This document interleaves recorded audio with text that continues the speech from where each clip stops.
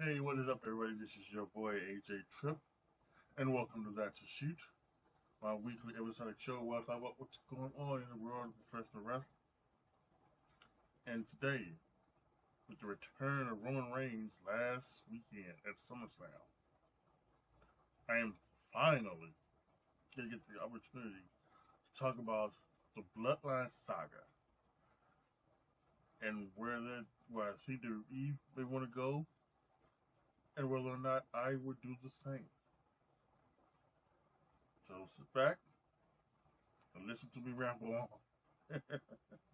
No, but in all seriousness, sit back, listen, see if you guys agree or not. Alright, so I'm talking about the Bloodline Saga. And where you think WWE's gonna go and how would I do it or anything like that. I must take you back to Fall Brawl 1997. Earlier in the month, Arn Anderson, I guess, made his official retirement, made it public, anything like that. And Arn Anderson, of course, was part of the legendary group, the Horsemen. At that time, the Horsemen consisted of Ric Flair, Arn Anderson, Chris Benoit, and the new Pro Football Hall of Famer, newly minted and newly enshrined Pro Football Hall of Famer, Steve Mongo McMichael. Um, that was one of the four. Kurt Hennig was just in to WCW, just get back. I think he had just get cleared from a serious neck injury, from which he had to retire from about 3 or 4 years prior. He was in WWE for that long time, and so he went to WCW in '97. And so Kurt Hennig, with the name that he was, he had, they went in the Four Horsemen, and that was the storyline. They were trying to get Hennig into the Four Horsemen, but he was him and Han didn't really want to do it, anything like that. So they came out, the Horsemen did, and they brought out Kurt Hennig, and Arn Anderson told the story about how he was starting to not feel anything in his hands, anything like that. And it was a story, and he was talking about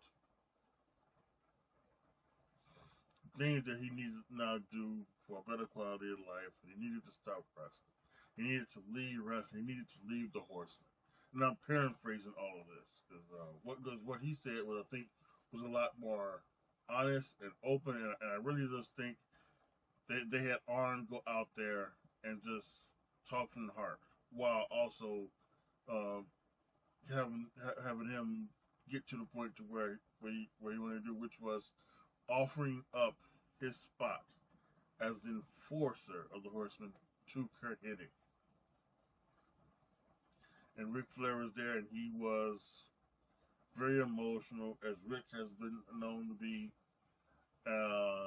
Again, I think we're talking about, I think it's real feelings and real, that was his real friend, and everything like that. So it was truly emotional and thing. And at the end, when Arn Anderson goes, "I'm offering you my spot," and Kurt Hennig says, "You're offering me your spot in the Horsemen? For you to do that, right here in this very ring, I can do nothing but accept it." And he shook the hand, and he became a Horseman that day. So now the Horsemen are Flair, Hennig, Benoit, and McMichael, right?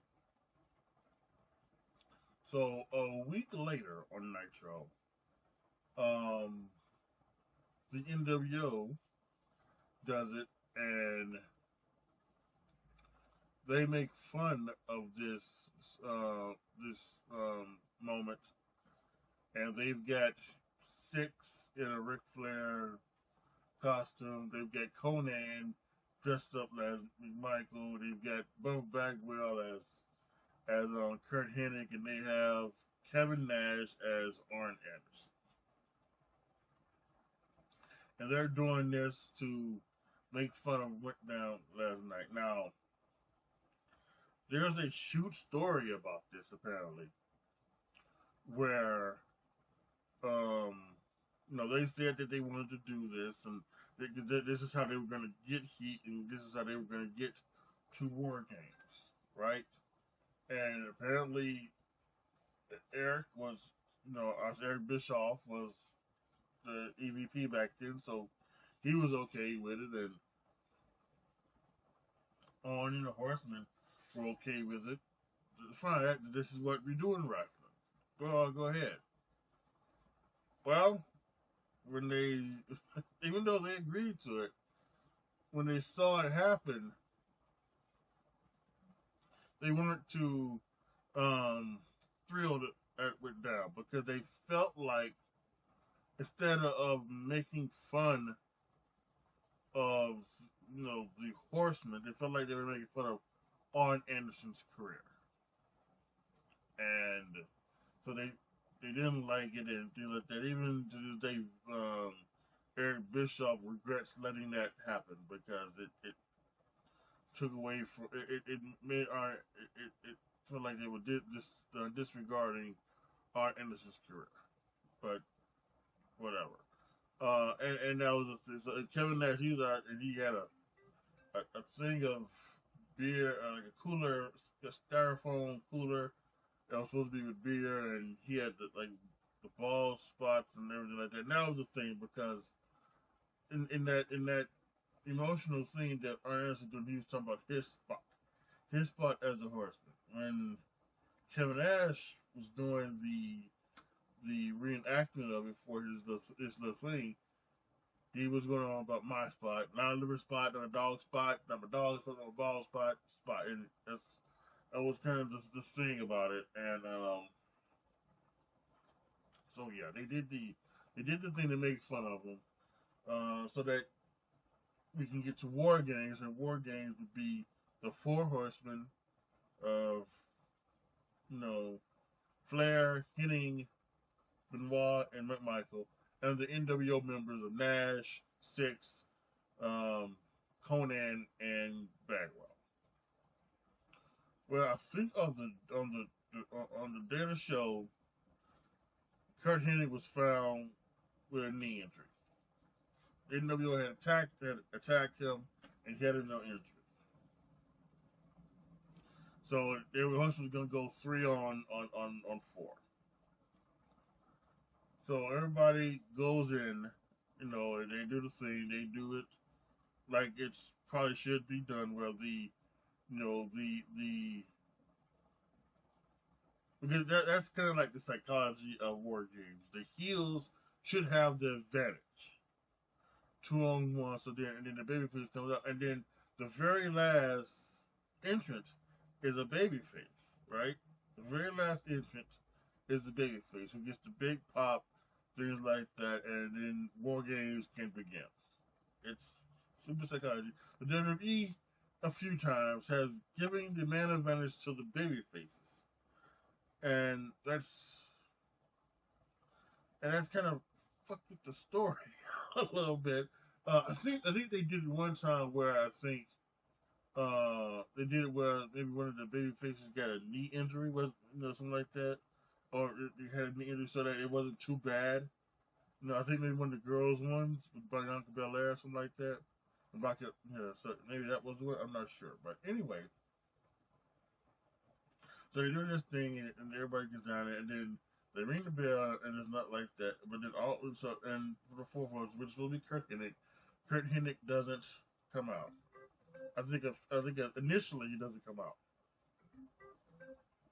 but after a couple minutes, Curt Hennig hops down to the ring, and he comes up, and the crowd is cheering, and the fans on the thing are going crazy, and Curt Hennig gets into the ring, and Ric Flair's there, and he's opening up, he's getting ready to hug Curt Hennig, and BAM! To the face, went down with Ric Flair, and what are you doing, and everything like that, and then and then we see the high fives to the NWO or whatever, and we realize that Kurt Hennig was never a horseman; he was a part of the NWO, and they have handcuffed Benoit and McMichael to the cage, and they're just beating down Ric Flair. And they open the cage door. They beat down Rick so bad that he's incapacitated, and put his head in the middle of the doorway, and they're threatening to slam the door on Ric Flair's head if um on Ric Flair's head if they don't give up, because that's the thing of their war games back in the day. It's submit or surrender, right? That's the one. And I think kind of very interesting. Because I think they go to Mongo, and Mongo, I think he said something to the effect of, "All right, now y'all guys got to stop this." you know, But I think he just should have said, yes, we give up, But he says it in the way Mongo says it. Only the way that Mongo could say it. And then, and even to the point to where Kevin Nash has to say, all right, he gave up, ring the bell. So they have to, they do this. So they ring the bell and everything like that. Kurt Hennig is at the door. And then Kurt Hennig, he goes ahead and he stops as if he's not going to do it, but then he does it anyway, and bam, head right to Ric Flair, and it's a sickening thing. You have to give Ric Flair credit, because he did not have his hand up to brace for the impact or nothing. He took that door head on, head on. So give Ric Flair credit for that. And that was back in the days when you would do stuff like that. You wouldn't put your hand up to take a chair shot to the head. You take it to the head, anything like that. And that's what Ric Flair did. So massive credit to him for that. And it was, and that's what it was. So, and the reason why I bring that up is because as we now come back to 2024, and we have this Bloodline Saga where we're looking at the new Bloodline: Solo Sikoa, Tangaloa, Tamatanga, Jacob Fatu, going up against what we believe would be some version of an OG Bloodline, where we have Roman Reigns, Jimmy Uso, and Jey Uso. And who would be the fourth? Would it be Sami Zayn? Some people are saying that that's what Sami Zayn is going to be the fourth guy. Some people, I have at some point thought maybe that it would be The Rock, and I think it still would be The Rock, and I'll tell you why in a second. And that goes back to the, thing I just told you. I even had a point to where maybe it's Brock Lesnar. Brock Lesnar would maybe join the Bloodline because of what he did to his former advocate, Paul Heyman. Now, obviously, there's some issues with Brock Lesnar. Brock Lesnar seems to be, even though he's not in the lawsuit, people seem to be to think that one of the things that was in that lawsuit of the Janelle Grant lawsuit for Vince McMahon, there seems to be something where he was, where they vaguely said that a former UFC fighter, and so it all leads to looking like it was Brock Lesnar, and he was taking out a bit of e-game for the most part, and he has not been mentioned or anything like that.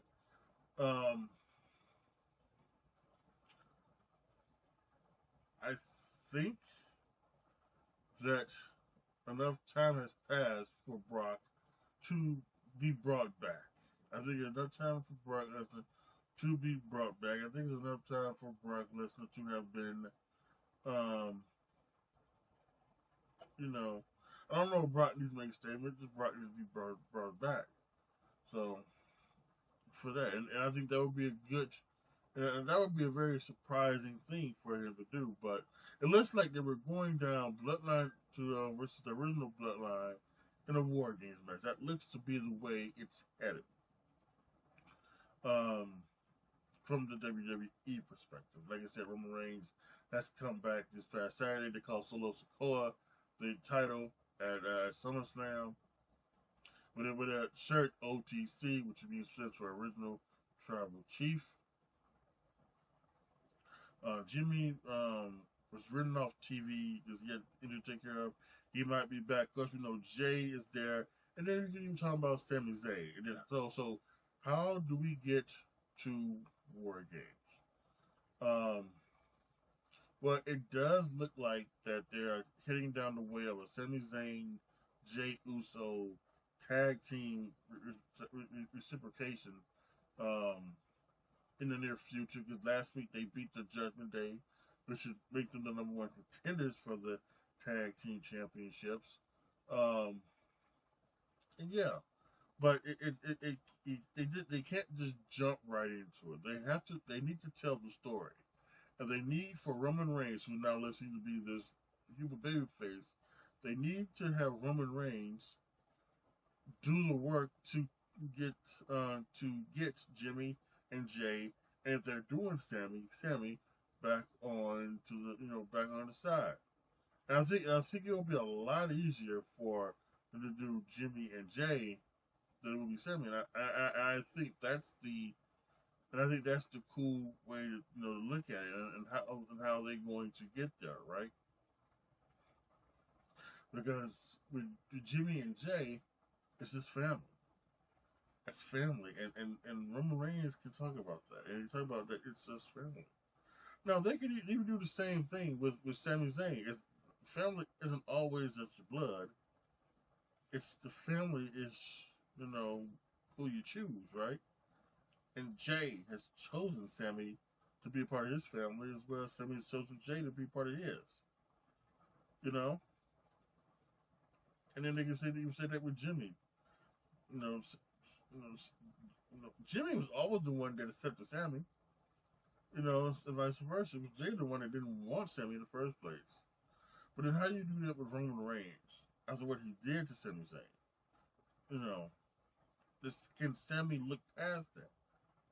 And personally, I would say that Sammy wouldn't be able to look past that. Sami Zayn would not be able to look past. He understands why Jimmy and Jay needs to go to Roman Reigns. They need to be with Roman Reigns, but he can't. He can't be there. It's just too much has happened. He can't forgive Roman. They can understand that, and that would be a good way. So then, when that happens, and here you are, you have these 4 members, and now there's also mentioned they have signed Hikuleo, who is the other brother of Tama Tonga and Tonga Loa. You've signed him. They trademarked the name Talatonga, so he will probably be Talatonga, more than likely. There was also something about Caesar Sikoa that had been trademarked, and everybody thought that maybe that Jacob Fatu was going to be Caesar Sikoa, but they had him be Jacob Fatu. And there have been other rumors about the other Fatus. There's a Zilla Fatu that's out there. There's a Lance Fatu that's out there. There's a lot of Fatus out there. They could be coming enjoying this thing. This is going to be crazy. This is going to be epic. I think it really is. This is going to be the best saga in wrestling history, and it started that fateful day in August in 2020 when Roman Reigns came back, and after the match between the Fiend and Braun Strowman at that SummerSlam, so it's gonna be incredible.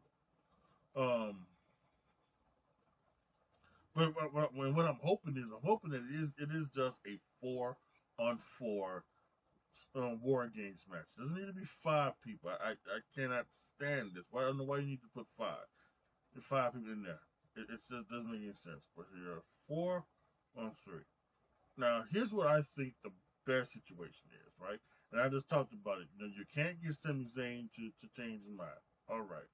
So, whose will be the 4th for the new bloodline? The OG bloodline, excuse me. Why not The Rock? The Rock comes back. The final boss. He comes back. He joins with the original bloodline to take on this new bloodline. And we're at Survivor Series in Vancouver, something like that. So Vancouver, Canada, yeah, there are some things there that makes you think that they are going to go down the Sami Zayn route. Although I'm thinking that this route is maybe the best route. But you have the OG bloodline with The Rock, with Paul Heyman, and then it gets this new bloodline. Now, I just told you about what happened in '97, and then I think then you can do some variation of that, right? Where the heels get the advantage, things, and The Rock is the final one. He's the final one into the cage. And when The Rock gets in there, and for some reason, they love doing the standoff where there's members of the team in one ring, and the other team members are in the other ring, and then they come together and they start fighting. Okay, well, you do that. Now it sometimes doesn't make sense for why we just stop the madness to do that, right? But I think this time it would make sense, because as you stop and have that happen, and as you go, you can have the original members of the bloodline go. Roman Reigns, Rock falls behind. He picks a chair up, and bam, the turn on Roman Reigns. Once again, someone turns on Roman Reigns with a steel chair, and you have the chair shot into the bottom rope, where it's just classic. We always go back to that, and that's going to be a pivotal part of this bloodline story and Roman story forever. And Jimmy can't believe it, and Jay can't believe it, and he takes chair shots of them. He takes chair shots of them. They're doing everything, and the same thing happened with The Rock. Someone, maybe more than likely, Tangaloa goes out. If he's even in the match, Hikalea could be in the match. They don't seem to be having Tangaloa doing much nowadays, but they get Tangaloa can go out, pass in the handcuffs, handcuff Jimmy to the cage, handcuff Jay to the cage, beat down Roman to the part to Roman Reigns is incapacitated. And the same thing, The Rock gets out of the ring, opens that door, pulls Roman Reigns into that spot, and he grabs a microphone. If you guys don't give up the match, I am going to slam this door upside the head of your tribal chief. And Jimmy won't do it. No. Jimmy won't do it. No. But we go to Jay. And they go to Jay. Why? Because we know Jay will do anything for his family. Let me take it back again. That 2020. The I Quit match inside the Hell in the Cell. Jay Uso wouldn't quit until Roman Reigns had Jimmy in the guillotine. That's when he quit the I Quit match. Jay Uso wouldn't quit. Wouldn't quit on Sami Zayn until it was Jimmy Uso. He wouldn't quit the bloodline until it was Jimmy Uso. right? And then he quit. He quit WWE because Jimmy Uso cost him the WWE Championship. It's all been Jay. Jay's been the major player of this storyline since the beginning. And it's been amazing. So what do you do here? You go to Jay. And Jay says, so then maybe in the Rock you can pantomime. The Rock can go back and he can go like this. He goes, wait. I quit. We quit. We give up. And the Rock says the referee because he's the final boss. Oh yeah, he said he quit. Ring the fucking bell. And it has the referee rings the bell, start the match, giving the match to the Bloodline 2.0. And then the Rock can go out on the mic and says, "You did a smart thing, Jay. You did a smart thing. But here's what you don't know. I'm the final boss." And with the fuck your tribal chief, and bam, the door on the head of the tribal chief, Roman Reigns. Exactly how Survivor Series 97 does it. Now, what does that all lead up to? Where Roman takes several weeks off to recuperate. He had his head caved in. They can even do the stretcher job where he's taken out on the stretcher. Maybe you can even do a little bit where maybe you have, maybe you want to even like just a bit, have him do a minor blade job so you see some blood. Because really, if you get hit as hard as you can hell from the Rock with a steel door, there probably should be some blood in it, right? So that would make sense for the first time that to actually have blood in on TV, but doesn't even there. And then they have Roman get off TV for several weeks. So now, what does that lead to? The Rock slamming the door. That now leads to the Royal Rumble. And I know there's been rumors that Cody versus Rock is at WrestleMania. That's the main event that they want for WrestleMania, and that's a humongous match, tremendous match. And if it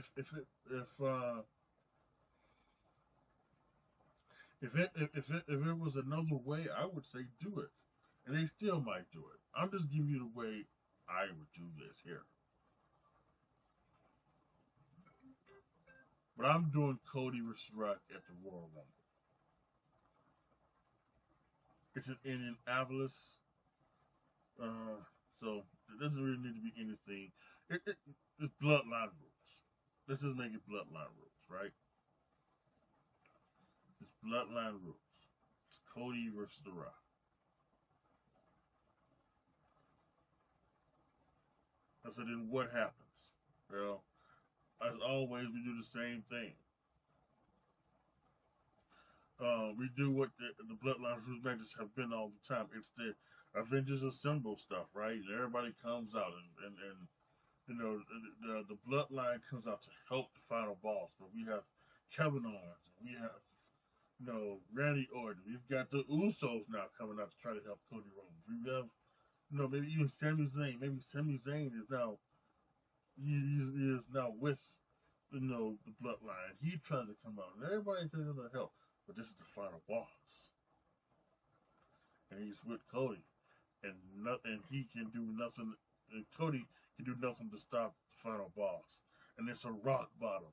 It's a rock bottom, and it's a rock bottom, and a people's elbow. Bam, 1, 2, 3. The Rock is the new undisputed WWE champion, and The Rock and everything. And The Rock, and he walks out with the Bloodline, and Cody's there. Cody just can't believe it. You know, he's worked. Oh, he had a tremendous title reign, but it just couldn't happen. Well, that's not the main event. The main event is the Men's Royal Rumble. And why is it the Men's Royal Rumble? Because number 30 is Roman Reigns, a returning Roman Reigns.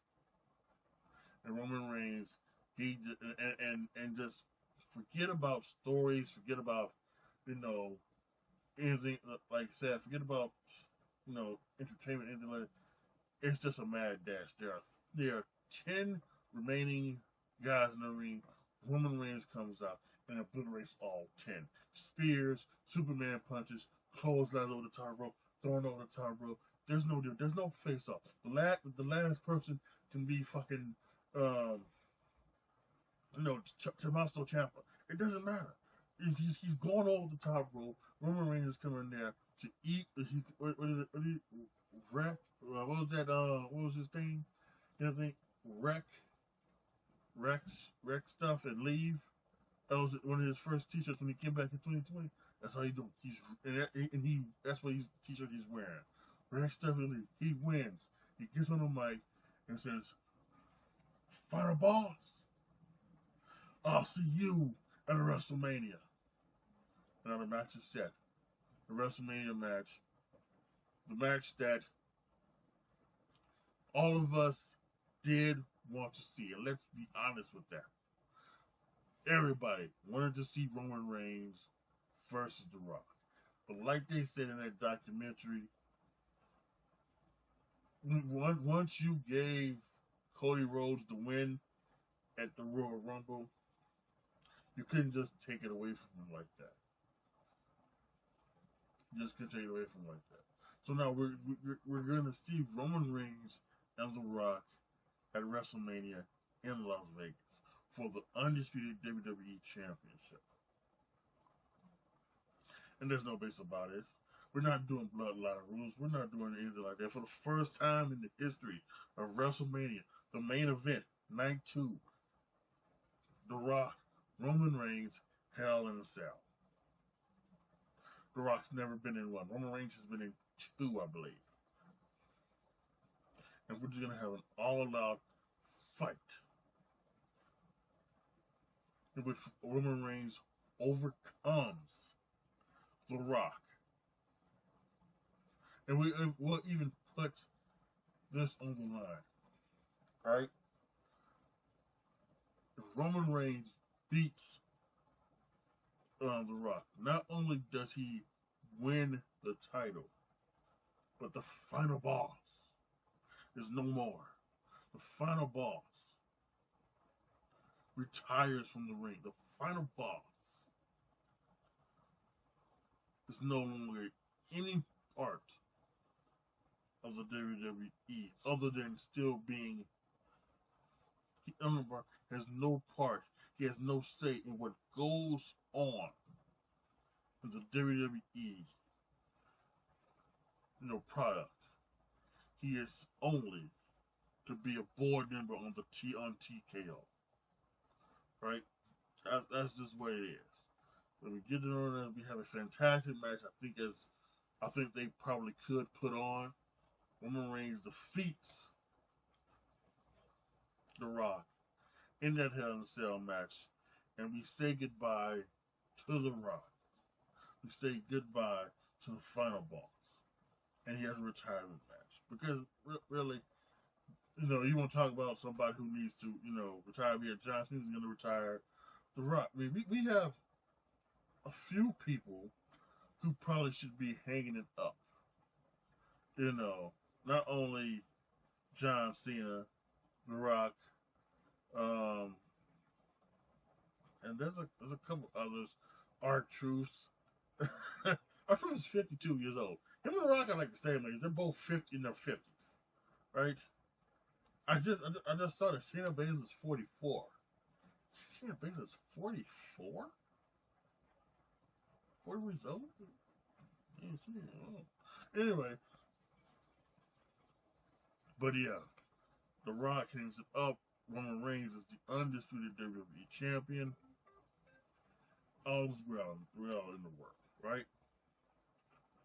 So that's how I would have it happening.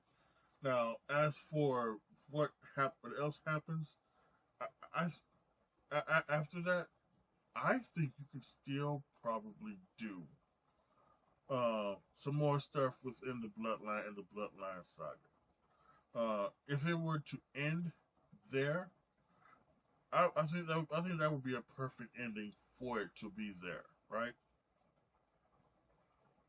But I also think, um, that you can have some of the other things. Because I think you have to find a way to bring the family together at some point. Now, maybe that could be The Rock. Maybe that's what you do. You could have Roman Reigns. Not Roman Reigns, but you can have the elders. You can have Alpha, which now would be Alpha and Rikishi would now be the elders. I would probably think since the passing of Sika. But you can have them be the elders, and them are the ones that saying, and have them say the reason why this family for the past year has been in shambles was because of The Rock. And let's not do this now. Let's bring this family together. The elders want this family to come, and you can, and it doesn't have to be a big bloodline. I think everybody can go there separate ways. Everybody needs to go there separate ways. And in fact, I've said this as well. I also think that even though Jey Uso, I think, should be part of this bloodline, Jey Uso has also just said in an interview he doesn't really want to go back to tag team wrestling. He wants to continue on his singles route, and I think that's I would agree with him. I think I've done a video on this as well. You know, why are we wasting Jey Uso, you know, for a bit, right? He's probably one of the 2 or 3 most over guys in the company.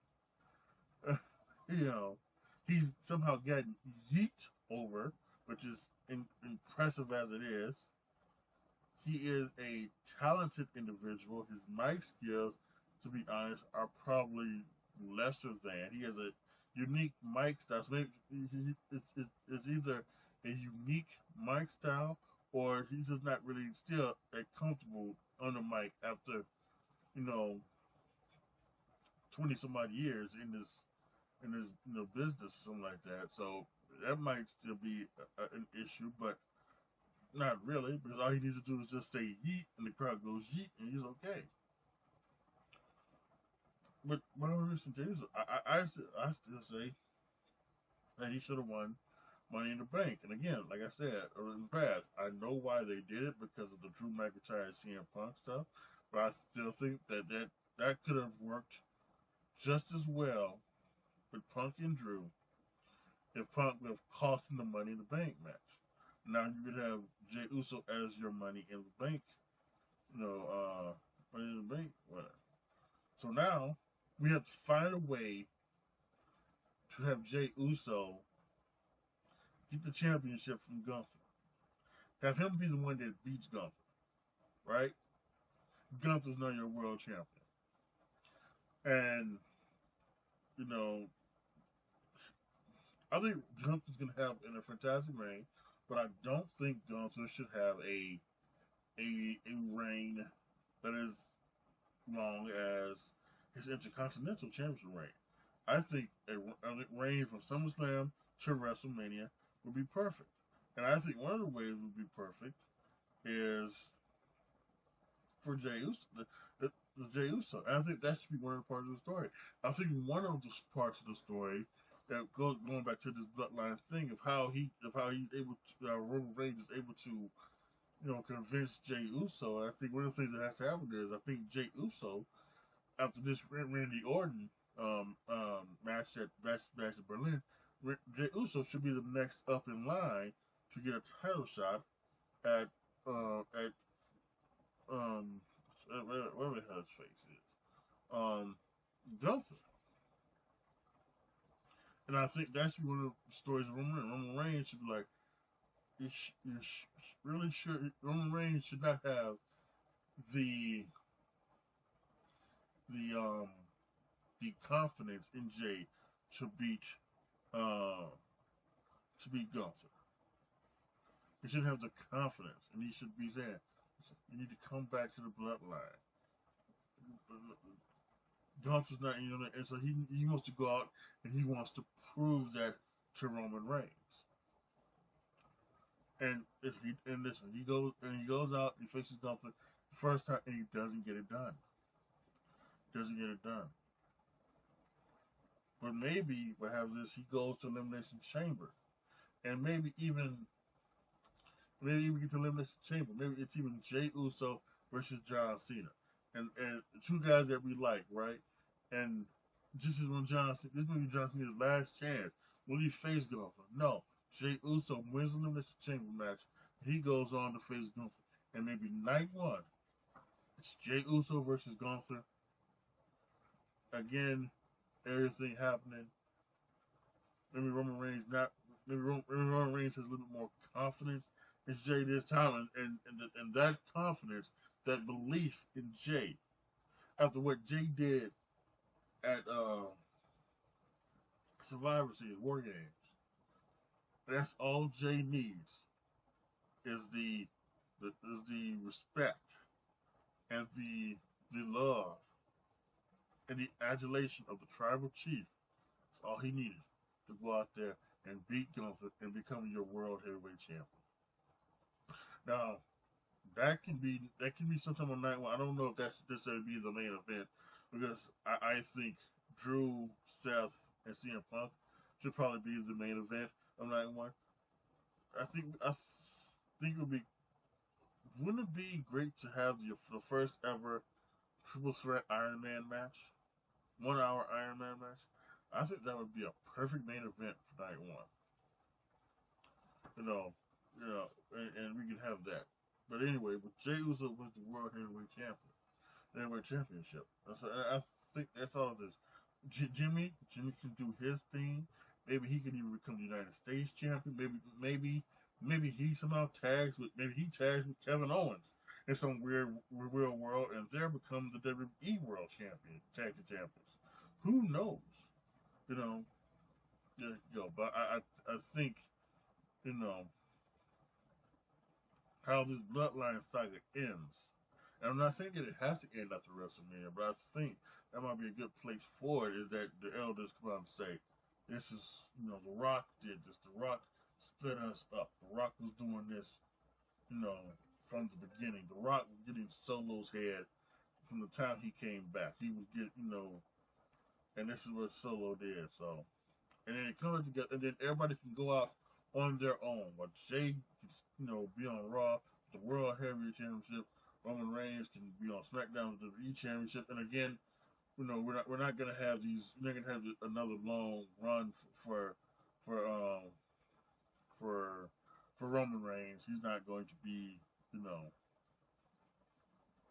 champion for a good long time. But he for years and years. But he could probably be champion.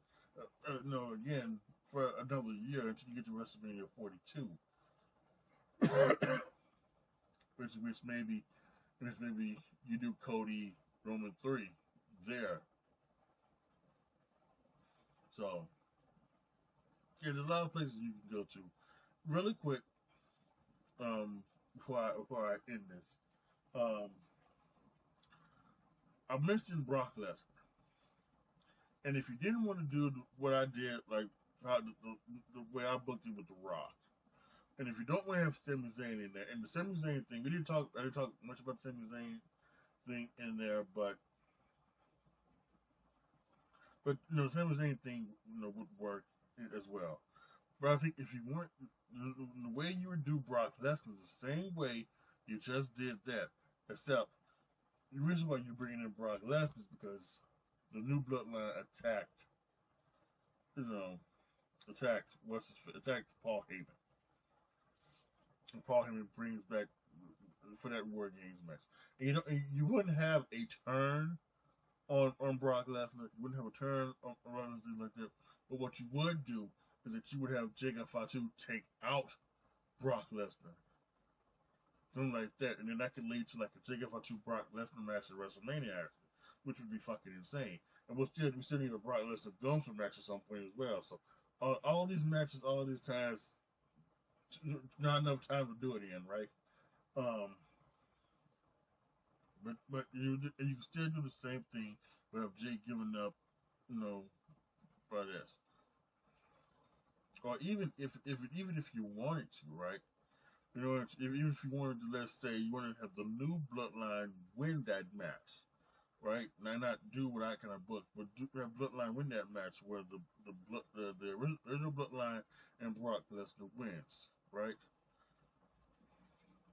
And then that could lead to the dissolution of the new Bloodline, having them go their separate ways, Solo go out on his own and things like that. And maybe you could have like the mini feuds or something like that, with maybe Jimmy still being, Jimmy still being on SmackDown and him doing Solo Sikoa and things like that. And that could be something that you could do with Jimmy, right? To get Jimmy. I don't know if you're gonna get Jimmy to the way that you got Jay over, something like that. But you could have people taking Jimmy a lot more serious, like him just being like this goofy, sidekick character that he was on last year. And then you can have that, and then what do you do? And then that could lead to Cody Roman 3 at WrestleMania 41. Yeah, I am still leaning towards two things when it comes to WrestleMania. I don't know if I want Cody versus The Rock. Brock, I think, wants it. I think Cody wants it, but it doesn't necessarily have to be at WrestleMania. What I either want Cody versus Roman 3 to have three for night 2 have 3 consecutive years of the same match in the main event of night 2, and you could have 3 consecutive years of fantastic main events. 39, I have was 5 stars.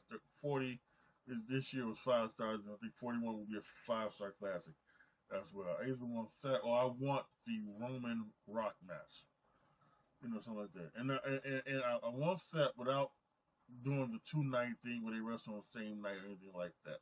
Because I want all 3 guys. I want Seth Rollins, CM Punk, and Drew McIntyre to have their main event match.